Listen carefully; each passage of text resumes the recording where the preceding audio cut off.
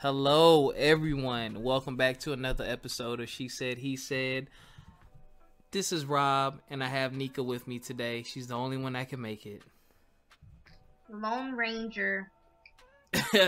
Yo, the whole crew was ready, and then, Vixen had a freaking thunderstorm, so her internet went down.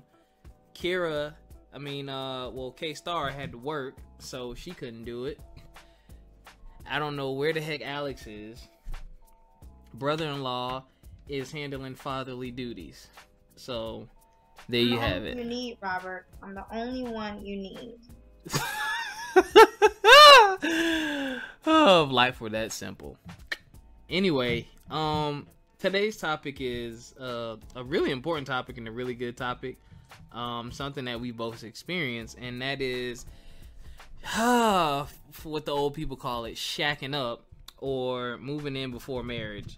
Good idea or bad idea, and just our thoughts and feelings about it.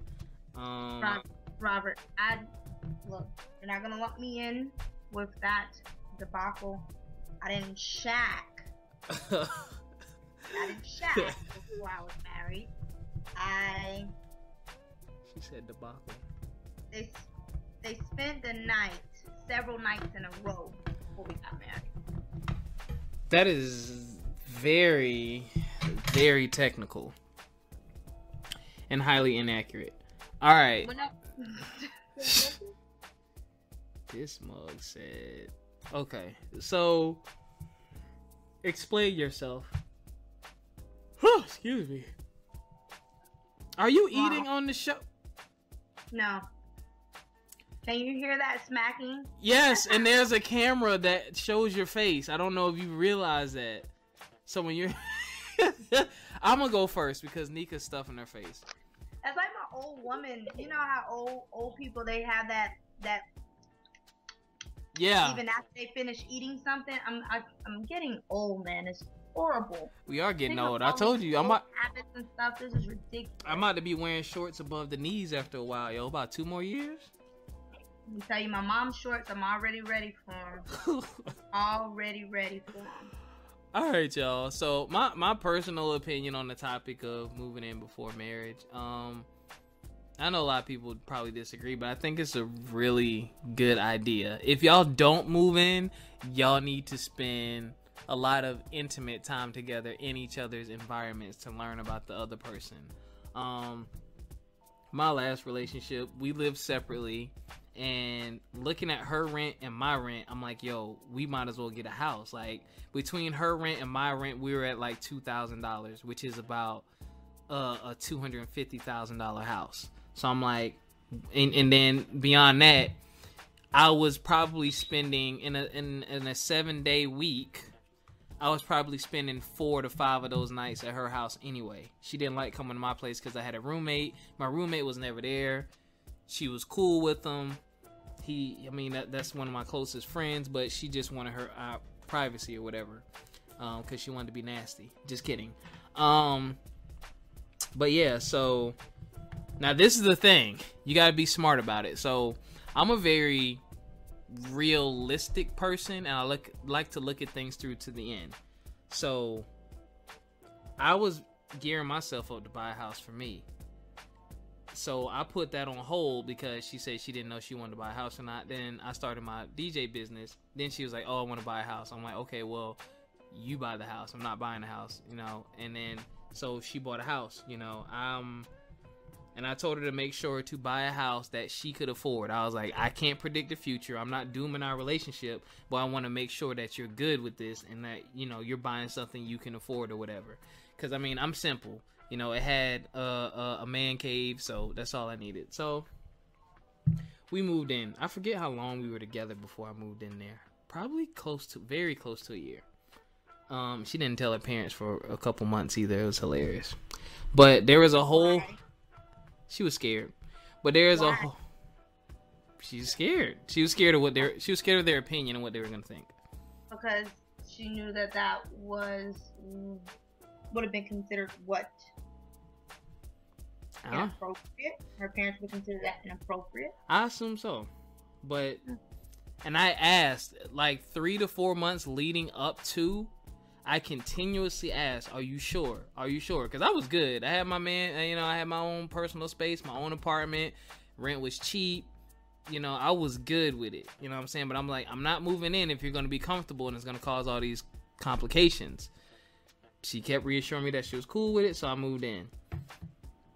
When you live with someone, ladies and gentlemen, when you live with someone, you find out who they really are. And when I say who they really are, not that they're faking with you, but you find out, you get a glimpse into your own future. That's the person you plan on being with, because when you live with someone, you can't hide anything. You can't, unless you're an idiot, you can't hide anything from someone that you're living with. I mean, unless they're an idiot. So, needless to say, we realized that we weren't right for each other. Cause I saw a lot of stuff that I didn't like. She saw stuff that she didn't like, and there was a huge unwillingness to compromise. So I'm like, well, hell, if this is what my life is gonna look like and my future is gonna look like, I don't want it. And she felt the same way. So I just could imagine, you know, had we gotten engaged and gotten married, then moved in and saw that, how much different it would have been and what would have been the results. Because I would have been going out of my mind. I'd have been going out. I literally think I would have went insane. Because, Neka, you know me. I'm overly committed. Like, if I'm with you, I'm with you. You know what I'm saying? I wouldn't divorce over some of that stuff, but I would have been unhappy. And she would have been unhappy because my unhappiness would have led to, you know, heated discussions. I don't want to say arguments. Argument. Shut up. And Neka actually got a glimpse into it. When Neka came down, that's when everything really fell apart. No. I would not be the cause of the demise in your relationship. She was. Look, let me tell you. Women, why are y'all so petty? Let me tell you what happened. Let me tell you how Neka broke us up, y'all. So, way back, I'm talking... I can tell you the story, and they can come in and say, yes, I think Neka had something to do with it, or no, Neka didn't. Can we do that? Yes. Is it possible for us to take a poll? Y'all comment on the video below. Did Neka cause the breakup between me and my last girlfriend? Listen, here's what happened, y'all. This is the stupidest thing.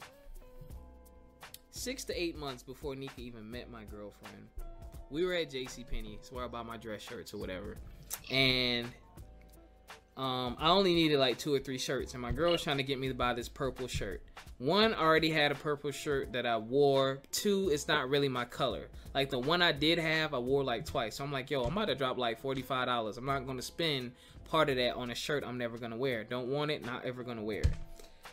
And, oh, it looks nice on you, blah, blah. Like she like was passionate about this shirt. And I'm like, no. I'm not gonna spend money on something I'm never going to wear. Okay, it's like a waste. So I bought a bunch of white shirts or whatever. Fast forward, I would say 6 to 8 months later, Neka comes down. I meet brother-in-law. That was the first time I met brother-in-law, wasn't it? I met brother-in-law, saw the kids. We were at Tanga Outlet. I think you were doing back to school shopping, right? Yep, correct. Back to school shopping. The kids were going crazy, running around the place like Bebe's kids. It was awesome. So we all went out to eat together, and dang, we ended up at the mall. We sure did end up at the mall. We end up back at the mall at JCPenney. Listen to me, y'all. So JCPenney had a sale. It was like buy 2 get 1 free on dress shirts. So I pick up. I'm like, all right, bong. It's time to re-up. So I had in my hand everything that I needed. But there was like 1 slot left over. I literally had like 5 white dress shirts already. I already had the red color I wanted. I already had a couple other colors, like some teals and some blue. I had every color I wanted in the amounts that I wanted. So I was like, dang, I don't know what to get. Neka says, oh, you should get this purple shirt.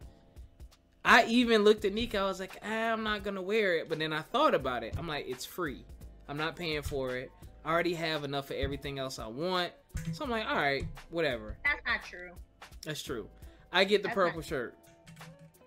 you didn't object at all. You were like, the purple shirt. I was like, yeah, I think it looked nice on you. It really bring out your skin tone.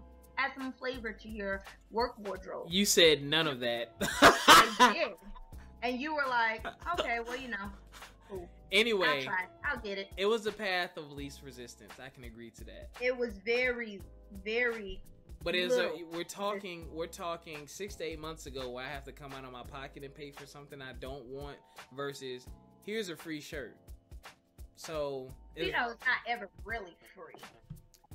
Yeah, you're right. Like 33% off of each shirt. Yeah, something like that. So at the end of the day, I buy the shirt. So, and I didn't notice at the time, but my girl at the time had the funkiest attitude after that. Went back to the house, the kids got to see Frank, hung out, blah, blah, blah. They left. Either that night or the next day. So, wow. So, I asked you to get a purple shirt. You don't want it. Neka asked you to get a purple shirt. You just going to get it. I'm like, I looked at her and I was like, are you freaking kidding me?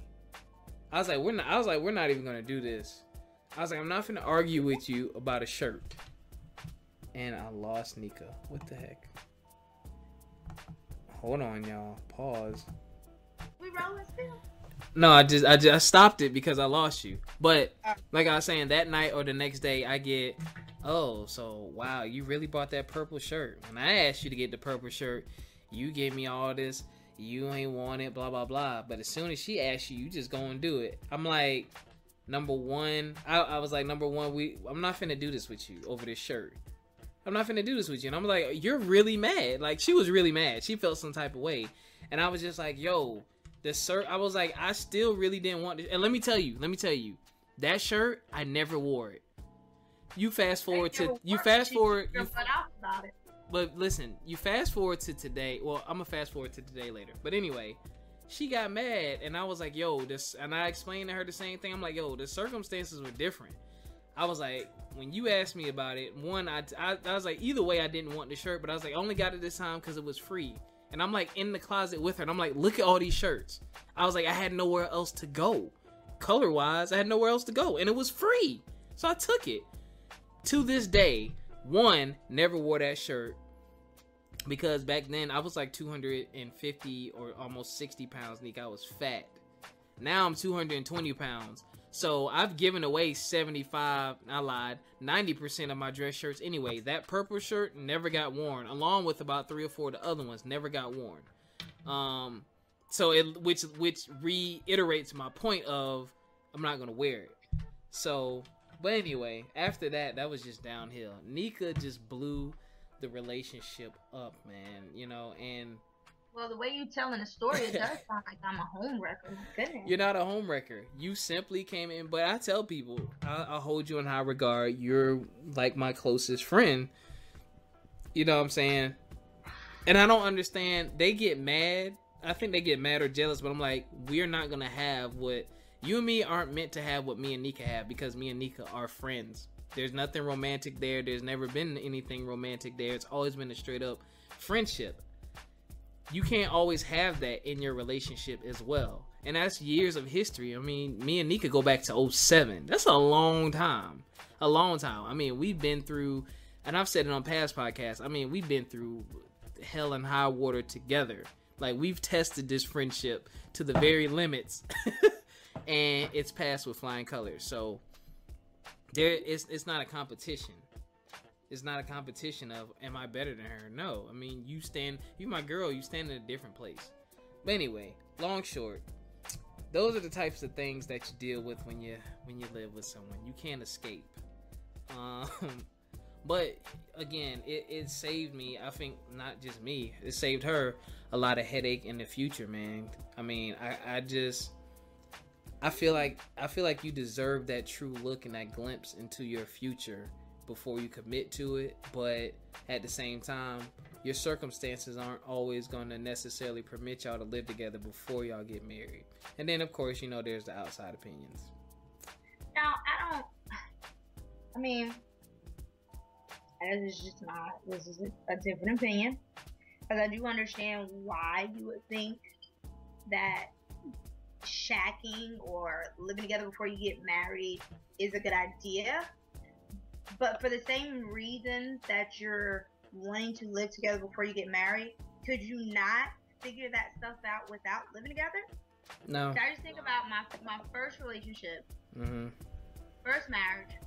We didn't, I guess, by definition we did. We shacked for like a month before we got married. But I had a ring, and we knew we were getting married, and his lease was up. So it was like, okay, look, you can come in, but we're going to go ahead and get married. You're not about to come in my house and get comfortable, and I'm a 10, 15 year fiance. Don't roll like that.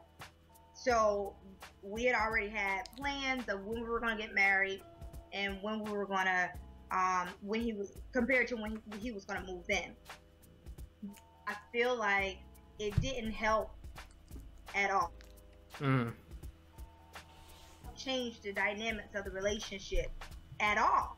It didn't change the dynamics of the marriage at all. It was still the same drama. It ended the same way in a divorce, and so moving in ahead of time didn't make that big of a difference. It was just like, okay, you're aware of the dumb stuff ahead of time. With my second marriage. Hold on, say that last part you said again because you were breaking up. With my second marriage, we did not move. We didn't live together before we got married. We didn't live together. We didn't live together. We didn't have sex. We didn't do anything before we got married. Like, we really decided that we were going to do things, differently. That we were going to be Christian, like true Christian about our courtship and our marriage. Start off everything on the right foot, and that's what we did. And it allowed us to be intimate, but not sexually intimate.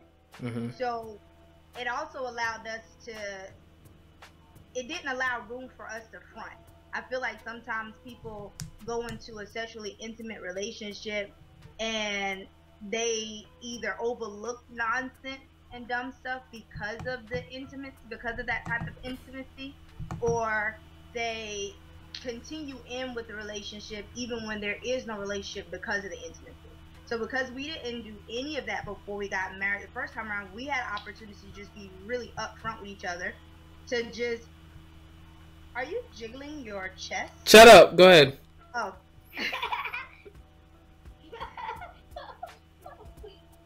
It gave us the opportunity to just be upfront. So the things that people are saying, oh, well, I need to move in, or I need to live with a person before we get married to really see how life would be like with that person. But you could do all that stuff and not live with a person. So we hung out all day. We went grocery shopping together. We looked at each other's bills. We analyzed budgets. We took different little vacations and things like that, where I was able to see his morning face. He was able to see me in my satin cap and my rollers. Did he see the mask? He saw the green mask. He did. He saw the green mask. He saw the white mask. He saw the good skin. He saw the bad skin. I mean, we were able to do that. Now, fair enough, my husband now was a really good friend of mine before we got married. So a good bit of that, comfortable, a good bit of the reason why we were so comfortable was because we were good friends. But aside from just being good friends, we still had that opportunity to just be real with each other. So we didn't need to live with each other for an extended period of time before we got married, when we feel like we went into our marriage and fully aware of what was going to happen. I knew he snored. I knew what his feet looked like. He knew what I looked like in the morning. He knew what I was going to look like going to bed. Like all that stuff, and we didn't have to work together to do that. You're right. But some things didn't. Andrea said this on the last podcast. Sometimes people put out this image of themselves, or this fake person or front person for you to get to know and fall in love with, and then you find out who they really are. I'm not saying my ex-girlfriend was two-faced or anything like that, but in living with her, she relaxed. When she relaxed, the stuff that I used to see, I stopped seeing. So it became a thing of me really starting to see more of her personality came out. And I asked her, because I mean, the thing that I had a problem with was her level of cleanliness. Not personally, but just the house as a whole. I had a big problem with it, and she just didn't care. Like, she thought it was funny. Like, and I'd be dead serious. Like, yo, why is your pancake from 8 o'clock in the morning still sitting here at 4 o'clock in the afternoon on the coffee table? Like, that...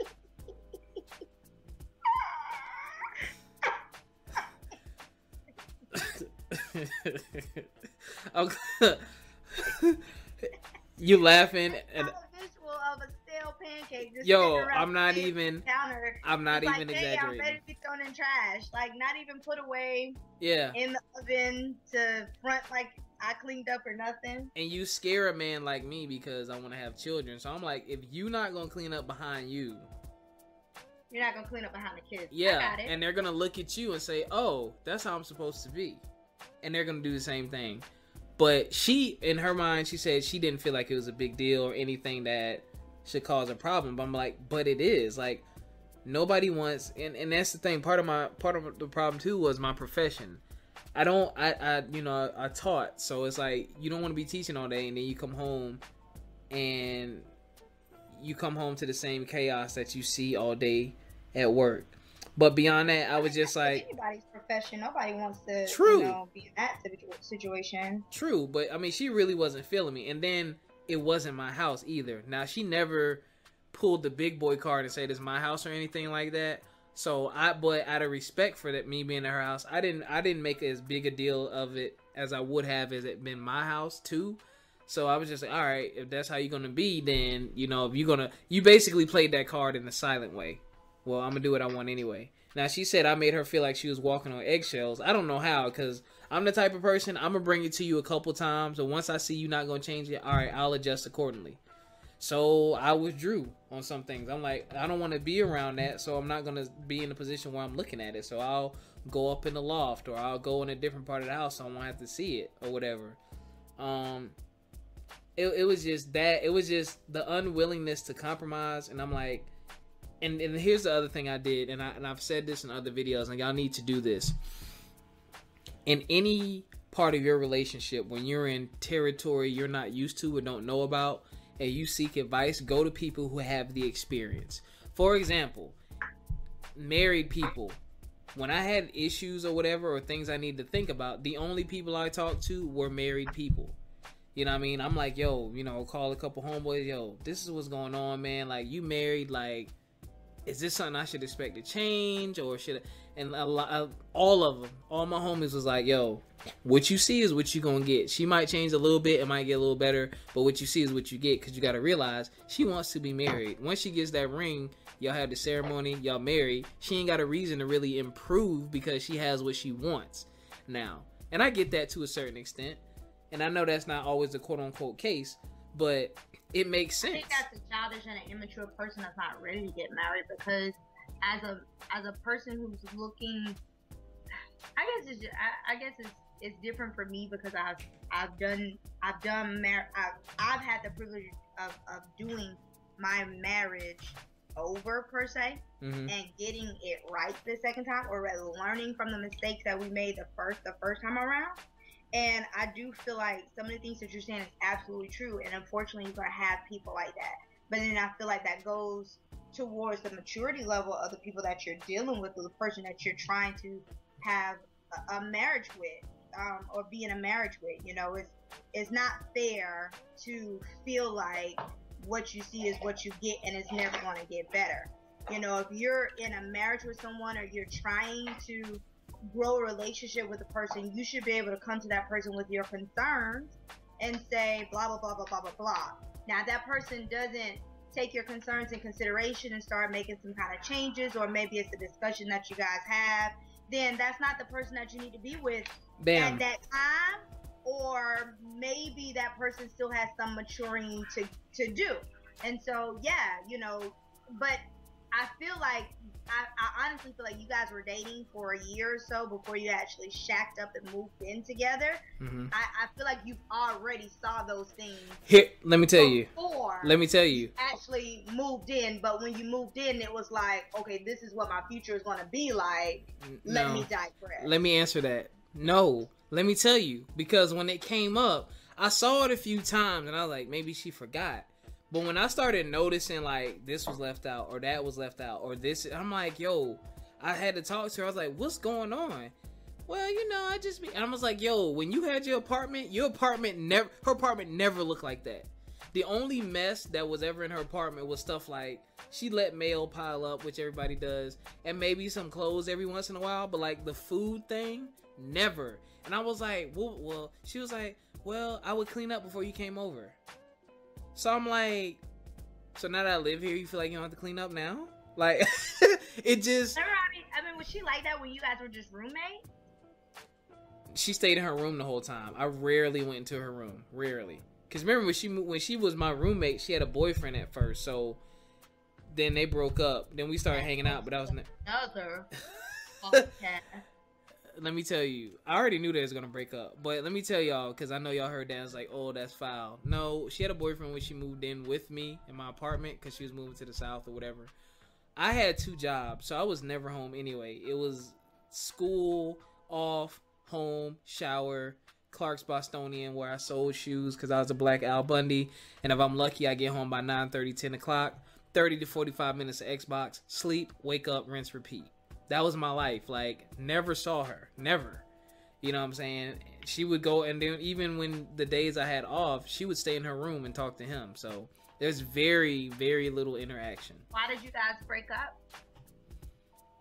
Why did they break up? I'm sorry. Oh, he felt like her and I were probably doing something, and basically the distance. Uh-huh. But her and I talked about that relationship later on in our relationship, and they should have never been together in the first place with some of the stuff she told me.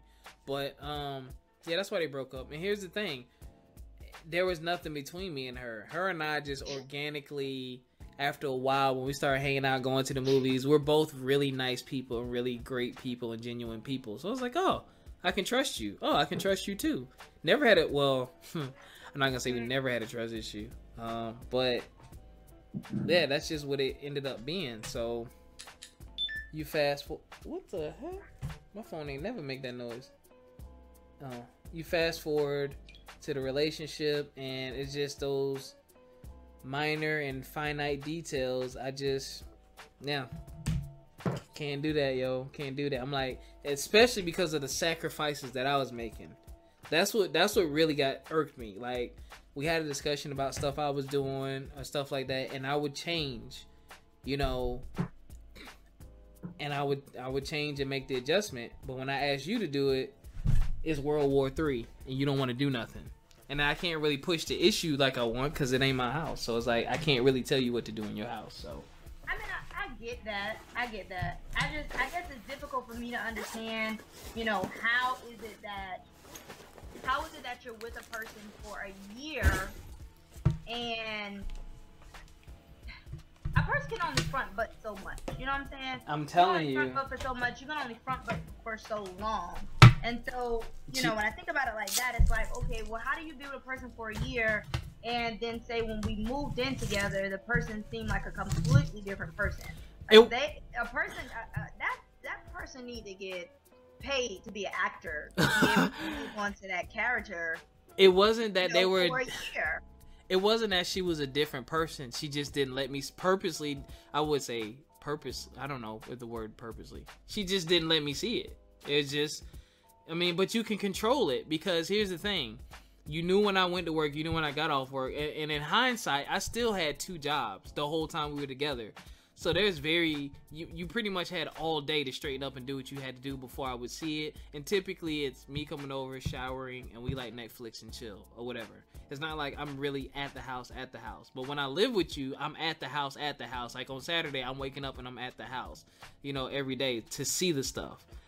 You know, even when you walk in the house and your pet cat is chewing on a pork chop bone from last night in the middle of the living room when you get off from work, that's a problem for me.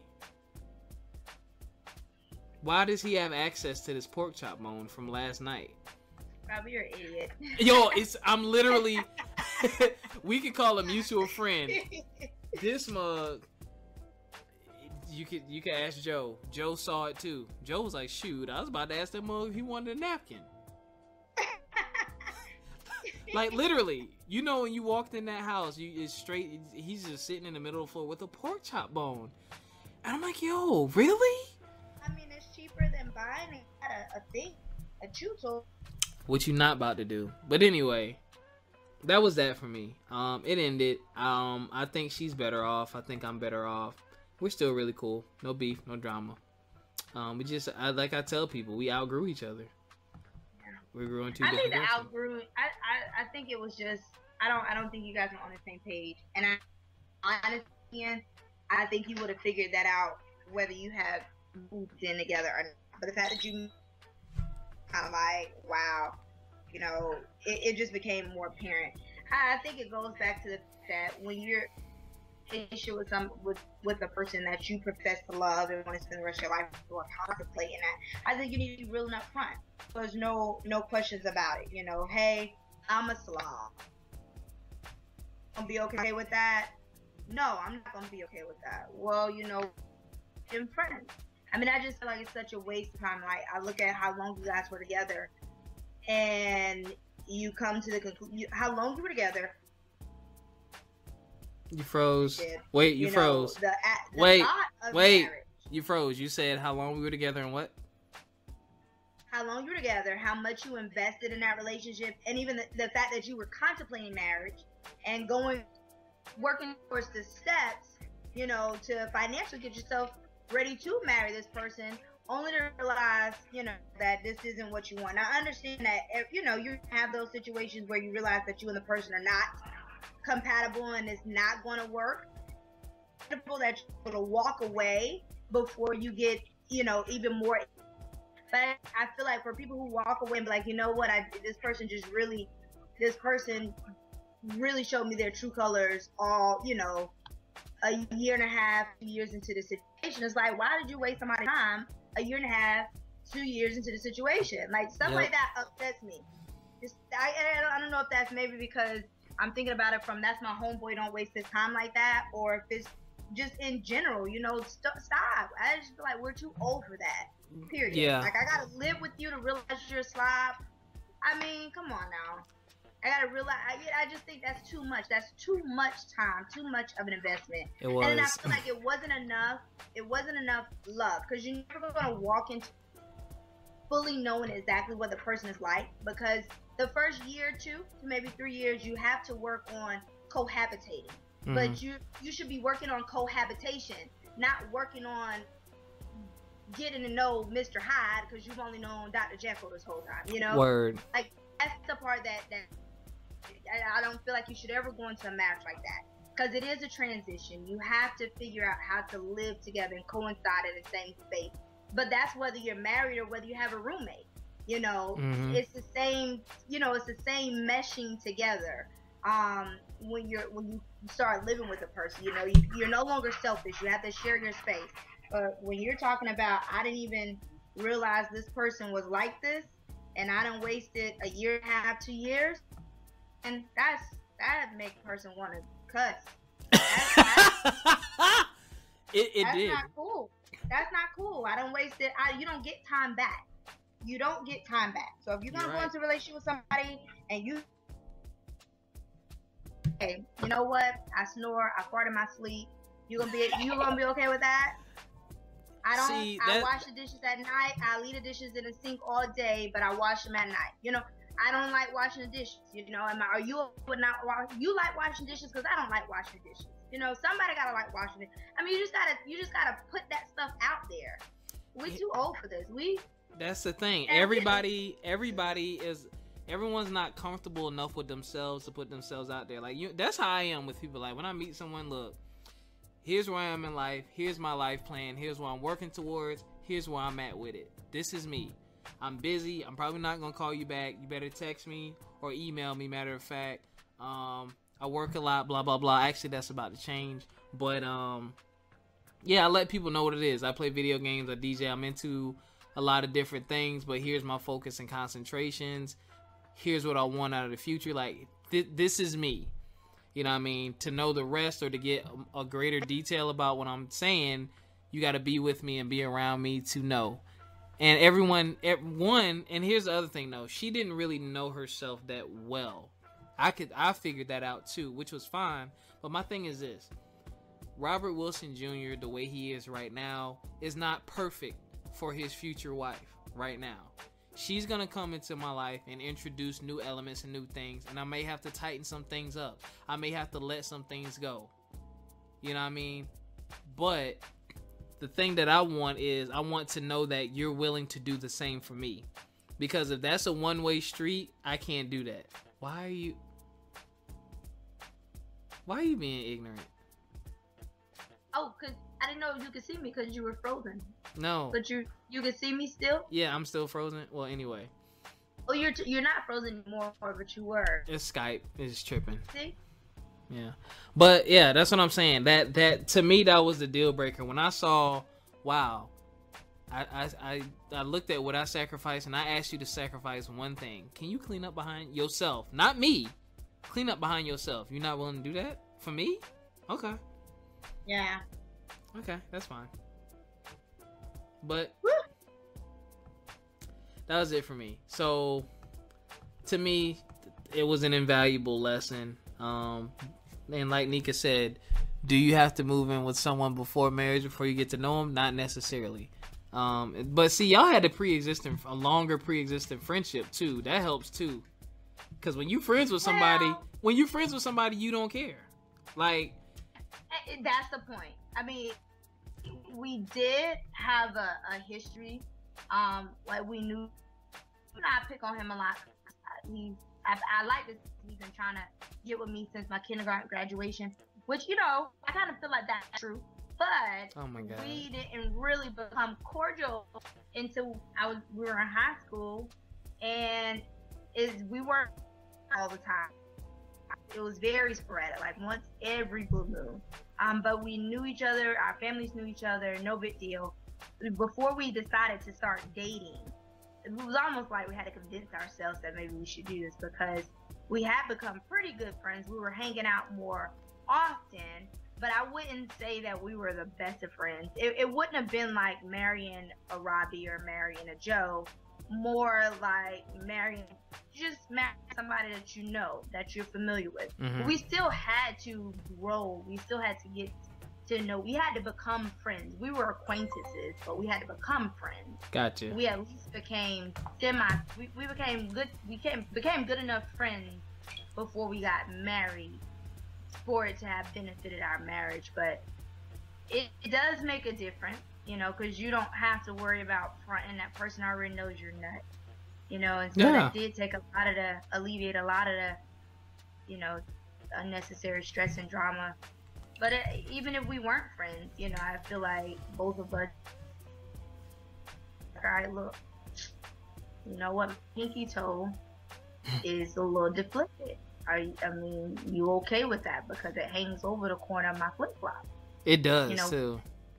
We had that type of friendship where we could say that, you know. Yep. And he picks on stuff, and you know, I pick on his man boots, like I pick on your man boots. You know, I have a thing for man boots. You do. I do. I don't know why, but I don't know, Rob. Like I said, I just feel like we're too old for that. Like I shouldn't have to. We shouldn't have to do that. I mean, we really should. It's just a compatibility thing, you know, while you're scouting or looking for a mate or someone that you might possibly. And maybe the first thing you need to see is, okay, is this person gonna be upfront with me? Is this person gonna be real with me? Because there are some, but the important things you shouldn't. And that's where I feel like don't waste people's time because it's unnecessary. Well, I think that could be a whole nother podcast. It will be. People wasting people's time. Don't do it, y'all. Don't do it. Look, I'm gonna go ahead and wrap this thing up because Skype is acting stupid right now. But we hope you all learned something from this. If you're on SoundCloud, look up She Said He Said 16 on YouTube. If you're on YouTube, She Said He Said 16 on SoundCloud. Also, the Facebook group She Said He Said 16. Thank you for listening. If you have any questions, comments, you can leave them below the video. Same thing on SoundCloud. Also, if you want to be a guest, email us. She said he said 16@gmail.com. I just had a guest last week, Andrea. She did a great interview. It was awesome. But we want to hear from you guys, give you more feedback, and we back on schedule. We was off for a while, but we back. Back on those fields. We not. All right, y'all. We see y'all. We're working on it. We are. We'll see y'all next time. Peace.